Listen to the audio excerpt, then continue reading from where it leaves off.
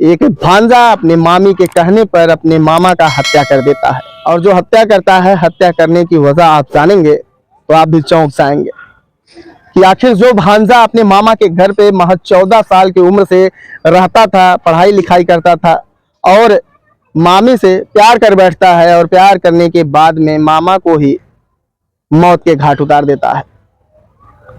नमस्कार, मैं आशीष चौधरी। एक घटना है अंबेडकर नगर जिले की, जो उत्तर प्रदेश का एक छोटा सा जिला पड़ता है।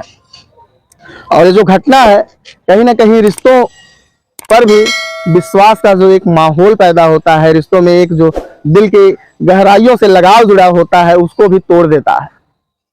लोग कैसे अपने भांजों पे भरोसा करेंगे, कैसे अपने पत्नियों पे भरोसा करेंगे, इसी तरह की एक घटना है।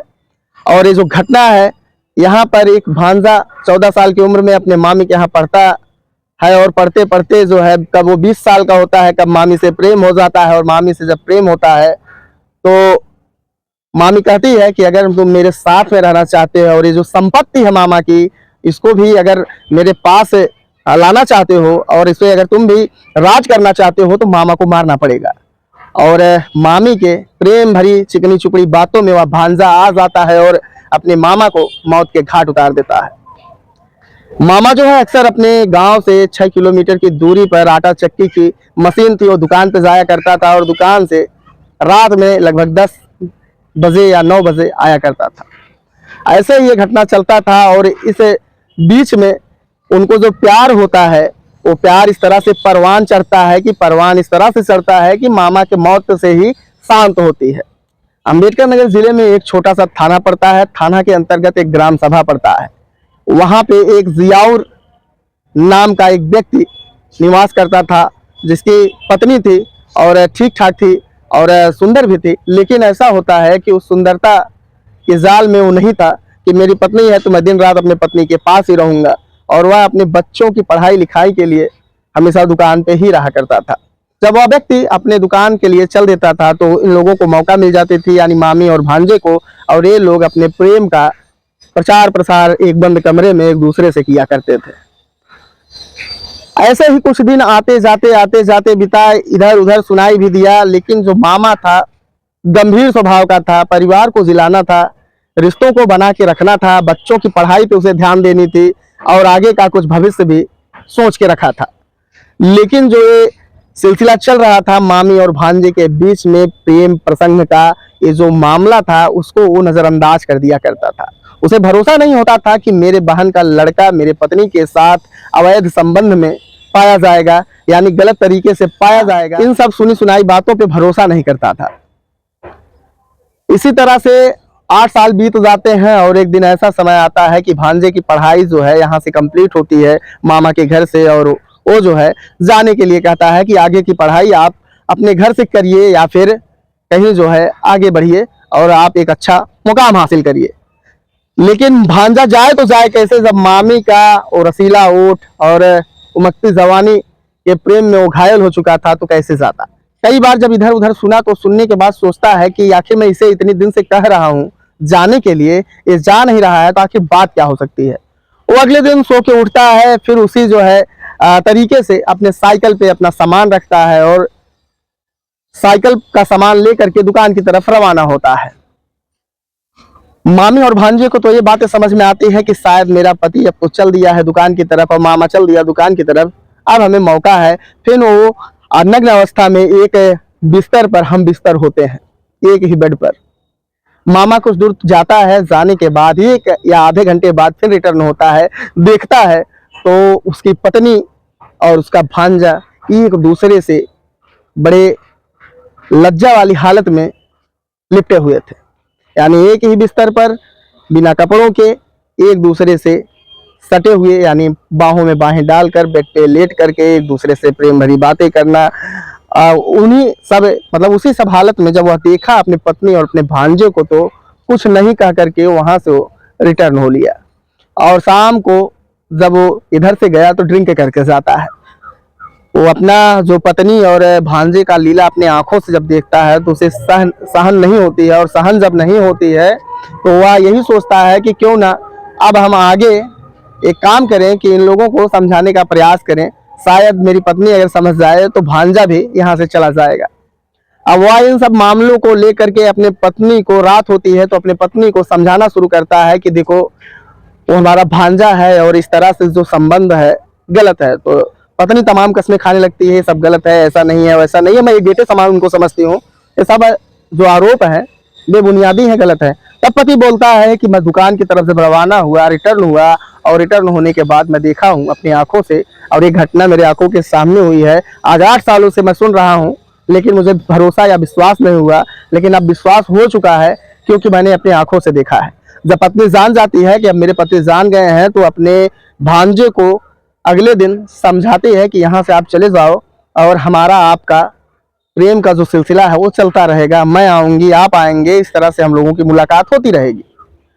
अब भांजा तो मामी के बड़े समझाने कहने के बाद चला जाता है, लेकिन कभी कभी जब वो मिलने आता था, तो मिलने जब आता था तो शायद मामा को इस बात का बुरा लगता था। जब मामा को बात का बुरा लगता था तो फिर पत्नी से विवाद होता था। जब पत्नी से विवाद होता था तो पत्नी भांजे से इन सब बातों को कहती थी जो पति पत्नी के बीच में होता था। अब सोचने वाली बात तो यह है कि जब पति पत्नी के बीच की बातें होती थी तो वो भांजे को क्यों बताती थी? दरअसल वो चाहती थी कि मैं अपने भांजे के साथ आगे की जिंदगी व्यतीत करूं, लेकिन भांजे के घर वाले इस मामले को स्वीकार नहीं करते। इस वजह से वह एक प्लान बनाती है कि क्यों ना इनको ही रास्ते से हटा दिया जाए, और हटाने के बाद सारी संपत्ति मेरी हो जाएगी, और ये संपत्ति जब मेरी हो जाएगी तो मैं अपने भांजे के साथ आराम से इस संपत्ति के साथ यहाँ पे निवास करूंगी, और इससे हमारा जो संबंध है शारीरिक वो चलता रहेगा। अब मामा और अब जो है, अब मामी और भांजा मिलकर एक प्लान बनाते हैं कि मामा को किस तरह से रास्ते से हटाया जाए। अब भांजा क्या करता है, 1 महीने तक मामा के यहाँ आना जाना बंद कर देता है। मामला सब शांत हो जाता है, वो भी अपने महिलाओं वाले जाल को जो है फैलाती है और उनको प्रेम से बुलाने लगती है, लेकिन इनके दिल पर काफी जो है भारी सदमा लगने की वजह से वो उतना ध्यान नहीं देते थे। अब वो जब इन लोगों का एक प्लान तय हो गया कि इस दिन जो है मारना है, क्या करता है भांजा, अपने यहाँ से कुछ लड़कों को पैसे पे हायर करता है, यानी पैसे पे उनको बुलाता है जो बवाली प्रवृत्ति के होते हैं, माफिया प्रवृत्ति के होते हैं, गुंडा प्रवृत्ति के होते हैं। ऐसे लोगों से उसकी दोस्ती थी, उन लोगों से मिलता है और उनको कुछ पैसे वगैरह देता है। हालांकि वो जो पैसे होते हैं मामी अपना जेवर बेच के देती है, और जब जेवर बेच के देती है तो क्या करता है कि लगभग 1 लाख से 1.5 लाख रुपए उन लड़कों को देता है। और भांजा स्वयं गमछा बांध करके जब जानता है कि मामा इस टाइम निकलते हैं, हालांकि वह जो मामी थी बताई कि हाँ अब वो घर से निकल चुके हैं, और जब मामा घर से निकलता है, निकलने के बाद में जब अपने घर से 4 किलो या 3 किलोमीटर दूरी पे ही पहुंचा था, उसी समय गमछा बांध करके लड़कों के साथ भांजा मामा के सर में देसी कट्टे से गोली मार देता है। किसी के सर में गोली लगे तो वो कहाँ जिंदा रहेगा। अब मामला ऐसा हुआ कि जो मामा उसी समय दम तोड़ दिया। हालांकि स्थानीय पुलिस जब वहां पहुंचती है, पहुंचने के बाद देखती है कि अब ये व्यक्ति डेड कर गया है, और वहां पे मामी भी अपना जो है जाल फैलाते हुए वहां पे पहुंच जाती है और रोने धोने लगती है। भांजा हालांकि उन लड़कों के साथ गमछा बांधे हुए ही फरार हो जाता है।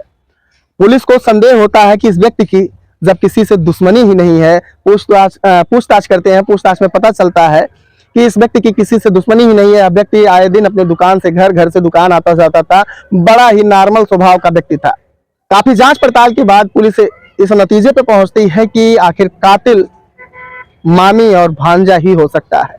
अब करना क्या था कि भांजे का एड्रेस लेती है पुलिस, और रात के समय ही उस भांजे को वहां से उठा लेती है, यानी उसके घर से जब उठा लेती है तो कुछ अपने तरीके से जब उसे ट्रीट करते हैं तो वह सब कुछ बता देता है कि मामी ही मुझे उकसाया करती थी, और मामी ही मुझे प्रलोभन दे करके अपने प्रेम के जाल में फंसाती गई, और मुझे इस तरह से करने के लिए मजबूर कर दी, और आज जो है मुझे ऐसा करना पड़ा। मामी बोली कि ये जो पूरी संपत्ति है मामा के जाने के बाद ही मेरी होगी, और जब मामा इस दुनिया से चले जाएंगे तो बड़े आराम से हम दोनों यहाँ अपनी जिंदगी बिता सकते हैं, और हम लोगों का शारीरिक संबंध भी चलता रहेगा। तो पुलिस से बात सुनती है, तो सुनने के बाद में मामी को जब उठाती है तो मामी इस बात से साफ साफ इनकार कर जाती है। कहती है कि ये मेरे चक्कर में पड़े थे, और इन्होंने ही मामा को इस वजह से मारा है कि मामा नहीं रहेंगे इस दुनिया में, तो मामी से मैं संबंध बना सकूंगा। हालांकि पुलिस भी उसकी बात पे भरोसा नहीं करती है और उस महिला को भी थोड़ा सा अपने तरीके से जब ट्रीट देती है तो सारी बातें उगल देती है। और अंत में जब क्षेत्र में इस बातों का खुलासा होता है पेपर के माध्यम से और लोगों के माध्यम से, गांव के माध्यम से, तो लोग एक बार भयभीत और आश्चर्यचकित हो जाते हैं कि आखिर ये महिला जो है किस तरह की डायन है कि अपने पति को ही मरवा दी अपने भांजे के चक्कर में। और ये भांजा किस तरह का है कि अपने सगे मामा को मामी के कहने पर मार देता है, सिर्फ सहवास के लिए, हवस के लिए। सोचने वाली बात तो यही है। और जो सोचने वाली बात है, काफी दुखद है, ये है कि आखिर मारना किसी को और किसी के साथ सहवास करना ये कहाँ तक जायज।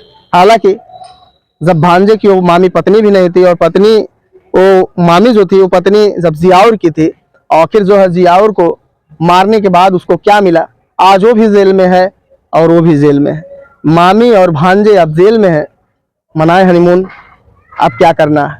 क्राइम करते हुए लोगों को अक्सर ये बातें नहीं समझ में आती हैं कि हम क्या कर रहे हैं और इसका अंत क्या होगा, अंजाम क्या होगा।